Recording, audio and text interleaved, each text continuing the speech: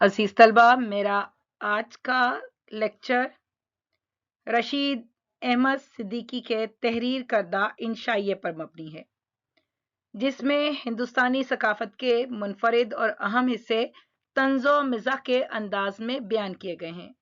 اس مضمون میں مصنف نے چارپائی کے ذریعے ہندوستانی طرز زندگی، سماجی روایات اور عادات و اطوار کو بہت خوبی سے بیان کیا ہے۔ چارپائی کو مختلف حوالوں سے جوڑا ہے، جیسے کہ مذہب، سیاست اور سماجی تعلقات۔ رشید احمد صدیقی نے چارپائی کی تعریف کرتے ہوئے اس کے ہماگیر استعمالات اور اس کی اہمیت کو اجاگر کیا ہے۔ تو چلیں پہلے مصنف کے مختصر حالات زندگی کا جائزہ لیتے ہیں۔ رشید احمد صدیقی کا عرصہ حیات 1876 سے 1977 پر مبنی ہے۔ وہ اتر پردیش کے شہر جونپور کے ایک قصبے میں پیدا ہوئے۔ ابتدائی تعلیم جونپور میں حاصل کی، اس کے بعد اعلیٰ تعلیم کی غرض سے علی گڑھ یونیورسٹی میں داخلہ لیا۔ ایم اے کرنے کے بعد وہیں ملازم ہو گئے۔ جب علی گڑھ یونیورسٹی میں شعبہ اردو قائم ہوا تو رشید احمد صدیقی اس کے صدر بنائے گئے۔ انہیں علی گڑھ بہت عزیز تھا اور انہوں نے ساری زندگی وہیں گزاری۔ رشید احمد صدیقی کی ادبی خدمات کے اعتراف میں حکومت ہند نے 1963 میں انہیں پدم شری کا اعزاز عطا کیا۔ ان کو ساہتیہ اکادمی کے ایوارڈ سے بھی سرفراز کیا گیا۔ ان کا انتقال علی گڑھ میں ہوا۔ اب ان کے طرز تحریر کی بات کرتے ہیں۔ ان کا اسلوب ان کی تحریروں میں شگفتگی اور معنویت کی خوبصورت عکاسی کرتا ہے۔ اس مضمون چارپائی کے ذریعے انہیں اردو ادب میں ایک منفرد مقام عطا ہوا۔ بظاہر تو یہ مضمون نظر آتا ہے، لیکن در حقیقت یہ انشائیہ ہے، جس سے ان کی فنی مہارت بھی نمایاں ہے۔ ان کا بیانیہ انداز بہت مؤثر ہے۔ وہ کہانی کی طرح اپنے مشاہدات اور تجربات کو بیان کرتے ہیں، جس سے قاری کو ایسا محسوس ہوتا ہے کہ وہ خود اس ماحول کا حصہ ہے۔ ان کا بیانیہ انداز دلچسپ اور تسلسل سے بھرپور ہوتا ہے۔ مضمون میں مختلف کرداروں کو بڑی خوبی سے بیان کیا گیا ہے۔ ان کرداروں کی تفصیلات اور ان کے روزمرہ کے معمولات کو ایسے بیان کیا گیا ہے کہ وہ قاری کی نظر میں زندہ ہو جاتے ہیں۔ ہر کردار کی انفرادیت اجاگر کرنے میں مصنف نے انتہائی مہارت سے کام لیا ہے۔ ان کے اسلوب کا سب سے بڑا فنی حسن ان کا طنزیہ اور مزاحیہ انداز ہے۔ وہ معاشرتی اور ثقافتی پہلوؤں پر طنز کرتے ہوئے مزاح پیدا کرتے ہیں۔ ان کا مزاحیہ انداز نہ صرف قاری کو ہنساتا ہے بلکہ غور و فکر پر بھی مجبور کر دیتا ہے۔ مضمون میں استعارات اور تشبیہات خوبی سے استعمال کی گئی ہیں۔ اس سے مضمون کی گہرائی اور معنویت بڑھ جاتی ہے۔ رشید احمد صدیقی کی زبان سادہ مگر پر اثر ہے۔ ان کے جملے مختصر اور جامع ہوتے ہیں۔ زبان کی برجستگی اور روانی قاری کو مضمون کے ساتھ منسلک رکھتی ہے۔ مضمون میں ہندوستانی ثقافت اور معاشرت کے مختلف پہلوؤں کو اجاگر کیا گیا ہے۔ مصنف نے مختلف ثقافتی روایات، عادات و اطوار اور سماجی رسوم کو چارپائی کے ذریعے بیان کیا ہے، جس سے ہندوستانی ثقافت کی جامع تصویر نمایاں ہوتی ہے۔ اب کچھ الفاظ یا اصطلاحات جن کے معنی سمجھتے ہیں، اور یہ ایسے ہیں جو سبق میں دیے گئے ہیں۔ سب سے پہلے فکر سخن، یعنی شعر کہنا یا شعر کہنے کی کوشش کرنا۔ آئی سی ایس، انگریزوں کے زمانے کی Indian civil service. I A S, Indian administrative service, یعنی موجودہ انتظامی سروس۔ اسامی، جس سے مراد نوکری یا منصب سے ہے۔ غل غپاڑا، شور و غل کو کہتے ہیں۔ اکتفا کرنا یعنی قناعت کرنا، مطمئن رہنا۔ مصاحب کا مطلب درباری، ساتھ رہنے والا۔ بولو براز، پیشاب اور پخانے کو کہتے ہیں۔ 5 7، عام بول چال کے بے تکلف انداز میں 5 اور 7 کو کہا جاتا ہے۔ 14 طبق، روشن ہونا۔ 14 طبق۔ 7 زمینیں اور 7 آسمان، جس سے مراد کل کائنات سے ہے۔ 14 طبق روشن ہونا یعنی دماغ یا طبیعت بحال ہو جانا۔ آب جو، جو کا جوش دیا ہوا پانی جو کمزور مریضوں کو دیا جاتا ہے۔ لبے گور، مرنے کے قریب، لفظی معنی قبر کے کنارے۔ اراضی سے مراد زمین سے ہے۔ سبکدوش کہتے ہیں فارغ ہونا، ذمہ داری سے آزاد ہونا۔ نقش سلیمانی، نقش کہتے ہیں کیفیت یا حالت کو، اور جب نقش سلیمانی کی بات کی جائے تو تعویذ یا دعا اور عملیات وغیرہ کی مشہور کتاب کا نام ہے۔ تاملود کہتے ہیں بغیر ٹوٹی کا لوٹا یا ڈونگا۔ سمن کہتے ہیں عدالت میں حاضر ہونے کے تحریری حکم نامے کو۔ اب مضمون کا پہلا اقتباس۔ چارپائی اور مذہب ہم ہندوستانیوں کا اوڑھنا بچھونا ہے۔ ہم اسی پر پیدا ہوتے ہیں اور یہیں سے مدرسہ، آفس، جیل خانے، کونسل یا آخرت کا راستہ لیتے ہیں۔ چارپائی ہماری گھٹی میں پڑی ہوئی ہے، ہم اس پر دوا کھاتے ہیں، دعا اور بھیک بھی مانگتے ہیں۔ کبھی فکر سخن کرتے ہیں اور کبھی فکر قوم، اکثر فاقہ کرنے سے بھی باز نہیں آتے۔ اس مضمون میں ہندوستانی معاشرت، ثقافت اور طرز زندگی کی عکاسی کی گئی ہے، اور مضمون سے اخذ کردہ اس اقتباس میں مصنف نے چارپائی کو اور مذہب کو ہندوستانیوں کی زندگی کا بنیادی حصہ قرار دیا ہے۔ چارپائی کا ذکر کرتے ہوئے کہتے ہیں کہ یہ نہ صرف آرام و سکون کا ذریعہ ہے بلکہ زندگی کے مختلف مراحل میں بھی اس کا اہم کردار ہے۔ پیدائش ہو یا تعلیم، روزگار ہو یا موت، ہر مقام پر چارپائی موجود ہوتی ہے۔ اسی طرح مذہب بھی زندگی کے ہر پہلو میں شامل ہے، اور یہ دونوں چیزیں ہندوستانیوں کی زندگی کا لازمی حصہ ہیں۔ چارپائی کی اہمیت کو اجاگر کرتے ہوئے صاحب مضمون کہتے ہیں کہ زندگی کے ہر شعبے میں ہے۔ بیمار ہوتے ہیں تو ہم اسی پر دراز رہتے ہیں اور شفا کے لیے دوا کھاتے ہیں، اللہ کے حضور دعا بھی مانگتے ہیں، اور لوگوں کے سامنے دستے سوال دراز کرنے کے لیے بھی چارپائی پر ہی بیٹھتے ہیں، یعنی بھیک بھی مانگتے ہیں، اور یہیں سے اپنی علمی، عملی اور روحانی زندگی کا آغاز بھی کرتے ہیں۔ چارپائی نہ صرف آرام کی جگہ ہے بلکہ یہ ہمارے روزمرہ کے معمولات، ہماری عادات اور ہماری ثقافت کا بھی حصہ ہے۔ مصنف نے چارپائی پر ہندوستانیوں کے اعتماد کو برطانیہ کے ICS یعنی انڈین سول سروس پر اعتماد کے ساتھ تشبیہ دی ہے۔ یہ تشبیہ بہت معنی خیز ہے کیونکہ ICS برطانوی راج میں ایک مضبوط اور معتبر ادارہ تھا جس پر برطانوی حکومت کو مکمل اعتماد تھا۔ اسی طرح ہندوستانیوں کو چارپائی پر اتنا ہی اعتماد ہے کیونکہ یہ ان کی زندگی کا اہم حصہ ہے اور مشکل وقت میں ان کا ساتھ دیتی ہے۔ مصنف نے مزید وضاحت کے لیے شاعر اور طالب علم کی مثالیں دی ہیں۔ شاعر کو قافیے پر اور طالب علم کو غل غپاڑے پر اعتماد ہوتا ہے۔ یہ مثالیں اس بات کی عکاس ہیں کہ جس طرح شاعر کے لیے قافیہ اور طالب علم کے ساتھ شور شرابہ وابستہ ہے، اسی طرح ہندوستانیوں کے لیے چارپائی بھی ضروری ہے۔ ہندوستانی معاشرت میں چارپائی صرف فرنیچر کا ایک حصہ نہیں بلکہ ایک ثقافتی علامت ہے جو ان کی روزمرہ کی زندگی، سماجی تعلقات اور ثقافتی روایات کی عکاس ہے، گویا ہر حال میں ان کے ساتھ شامل ہے۔ اس سے نہ صرف ہندوستانی معاشرت کی گہرائی ظاہر ہوتی ہے بلکہ مصنف کی قوت مشاہدہ اور تحریری مہارت کا بھی بخوبی احساس ہوتا ہے۔ چارپائی کی تشبیہات اور اس سے متعلق مختلف حوالوں سے بیان کرنا دعا کی اہمیت قاری کو ہندوستانی ثقافت کی گہرائی اور پیچیدگیوں کو سمجھنے میں مدد دیتی ہے۔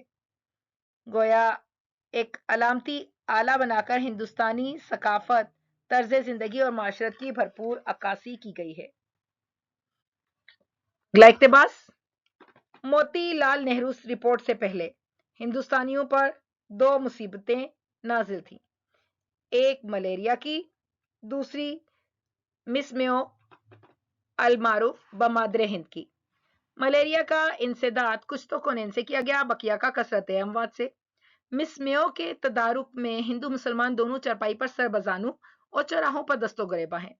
نہرو رپورٹ اور مادر ہند دونوں میں ایک نسبت ہے، ایک نے مسلمانوں کے سیاسی حقوق کو اہمیت نہ دی، دوسری نے ہندوؤں کے معاشرتی رسوم و روایات کی توہین کی۔ مادر ہند کے بارے میں چارپائی نشینوں کی یہ رائے ہے کہ اس کتاب کے شائع ہونے سے ان کو ہندوستانیوں سے زیادہ مس میو کے بارے میں رائے قائم کرنے کا موقع ملا۔ اب سب سے پہلے یہاں مس میو پر بات ہو جائے۔ مس میو ایک امریکن مصنفہ تھیں، کیتھرین میو، جنہوں نے 1927 میں ایک متنازع کتاب مدر انڈیا لکھی تھی۔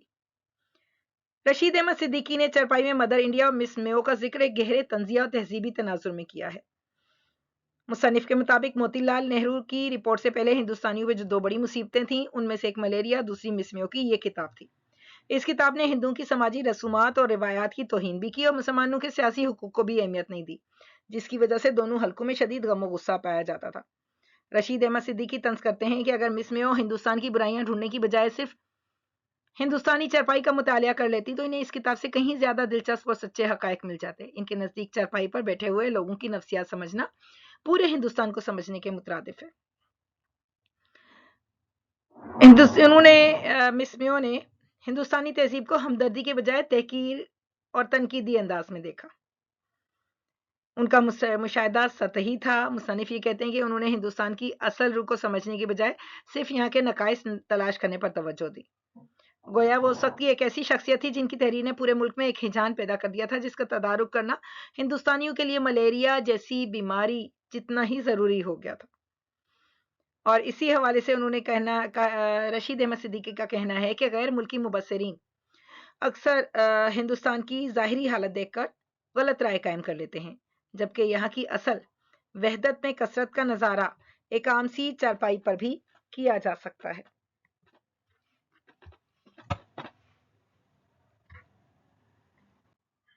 مضمون سے اگلا اقتباس: چارپائی کی مثال ریاست کے ملازم سے دی جا سکتی ہے، یعنی چارپائی ہندوستانیوں کی آخری پناہ گاہ ہے۔ جس طرح ریاست میں کسی نااہل شخص کو ایسی جگہ پر لگا دیا جاتا ہے جہاں اس کا کوئی کام نہیں ہوتا، چارپائی بھی ہر اس جگہ موجود ہوتی ہے جہاں اس کی بظاہر ضرورت نہیں لگتی۔ مصنف یہاں طنز کر رہے ہیں کہ چارپائی ہر کام کے لیے ناموزوں ہے، اس کے باوجود ہر جگہ ضروری سمجھی جاتی ہے۔ اگلا اقتباس: چارپائی میوزیم یا اسٹور روم۔ گویا چارپائی کی بدولت تمام دنیا کو چارپائی کے اندر سمیٹ لیا جاتا ہے۔ اسی حوالے سے صاحب مضمون کا کہنا ہے کہ چارپائی کے نیچے اور اوپر دنیا بھر کی اشیاء جمع رہتی ہیں، جیسے جوتے، پرانے کپڑے، بچوں کے کھلونے، اخبارات کے تراشے اور یہاں تک کہ اہم دستاویزات اور مسودے۔ تکیے کے نیچے دوائیوں کی گولیاں، قلم، چٹھیاں اور ضرورت کی ہر چھوٹی بڑی چیز موجود ہوتی ہے۔ اسی حوالے سے صاحب مضمون نے اسے ایک چھوٹے سے اسٹور روم کی شکل قرار دیا ہے۔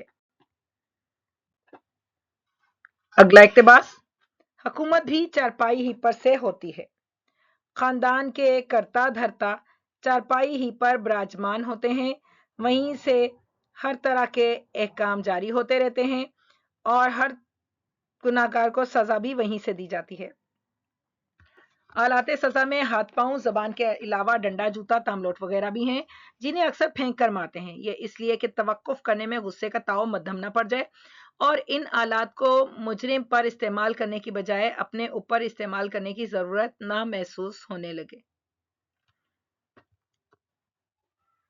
رشید احمد صدیقی کے انشائیے چارپائی سے لیا گیا یہ اقتباس ہندوستانی معاشرت و ثقافت میں چارپائی کی مرکزی حیثیت کا ترجمان ہے، جس سے واضح ہوتا ہے کہ ہندوستانی گھروں میں چارپائی صرف سونے کا سامان نہیں بلکہ مرکزیت کی حامل ہے، جہاں سے خاندان کے بڑے افراد اپنی حکومت کرتے ہیں۔ یہاں پر حکومت سے مراد خاندان کی نگرانی اور روزمرہ معاملات کی دیکھ بھال ہے۔ خاندان کے کرتا دھرتا یعنی بزرگ یا والدین چارپائی پر بیٹھ کر تمام امور کو سنبھالتے ہیں، وہیں سے احکام جاری ہوتے ہیں اور گھر کے افراد کی نگرانی کی جاتی ہے۔ مصنف نے مزاحیہ انداز میں بتایا کہ چارپائی پر بیٹھ کر بزرگ افراد نہ صرف احکام جاری کرتے ہیں بلکہ سزا بھی وہیں سے دی جاتی ہے۔ یہ ایک عمومی مشاہدہ ہے کہ خاندان کے سربراہ اکثر چارپائی پر بیٹھ کر ہی بچوں کو ڈانٹتے پھٹکارتے ہیں اور سزا بھی دیتے ہیں۔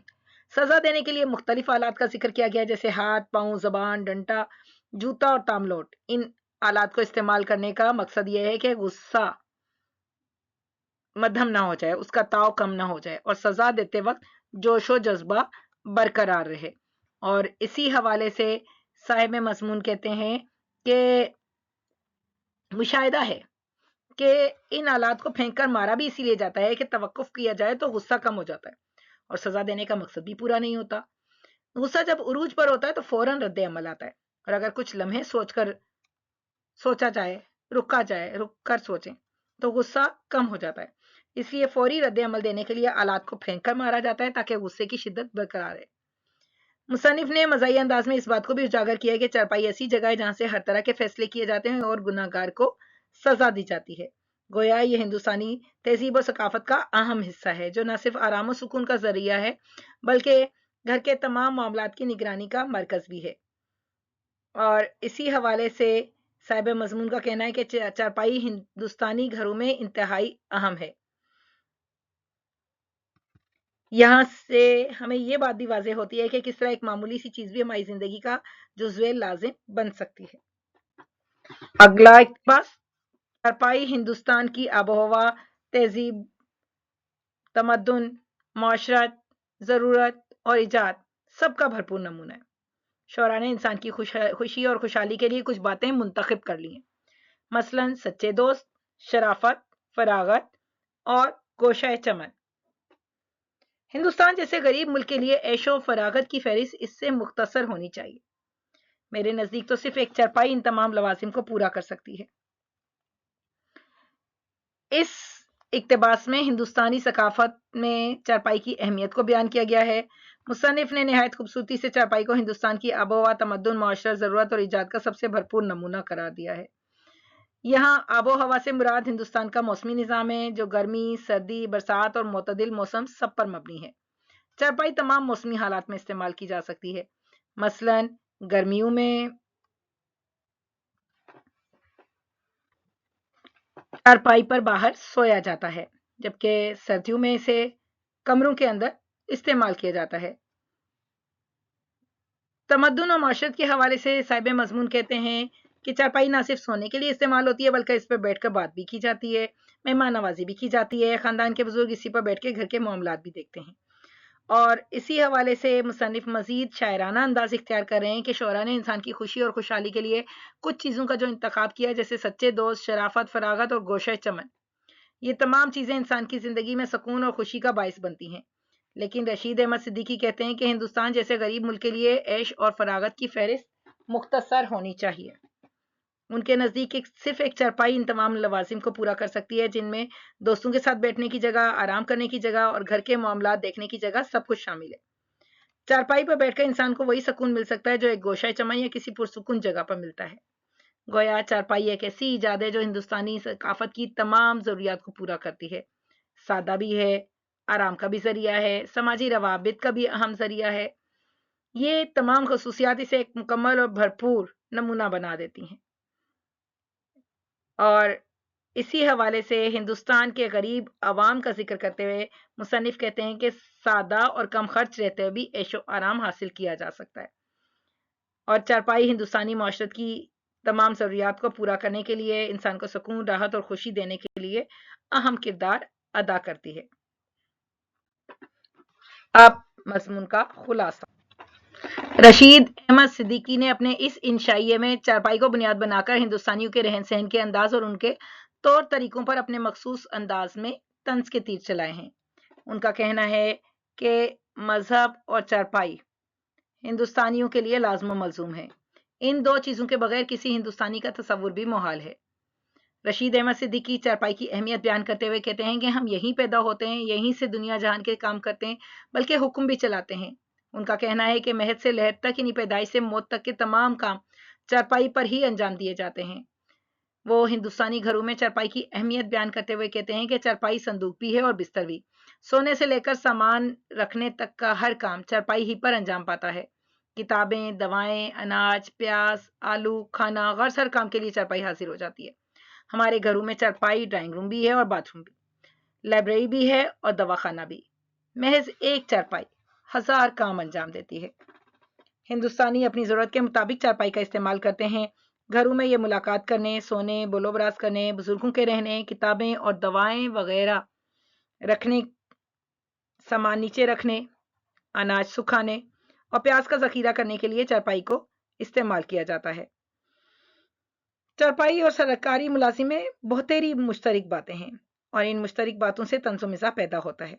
رشید احمد صدیقی کے مطابق ایک سرکاری ملازم جتنا حکم کا غلام ہے، اسی طرح چارپائی بھی ہر کام کے لیے مجبور ہے۔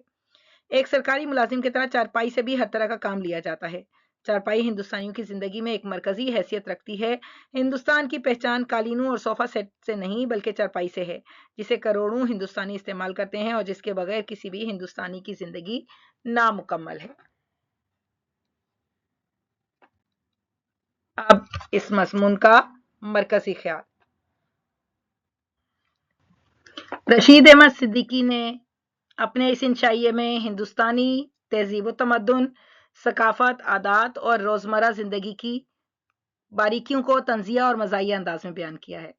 चारपाई को अलामत बनाकर हिंदुस्तानियों की रोजमर्रा जिंदगी, समाजी रिवायात और तर्ज अमल की अक्कासी की है, जिससे जाहिर होता है कि चारपाई किस तरह हिंदुस्तानी जिंदगी का जुज़्व लाजिम है।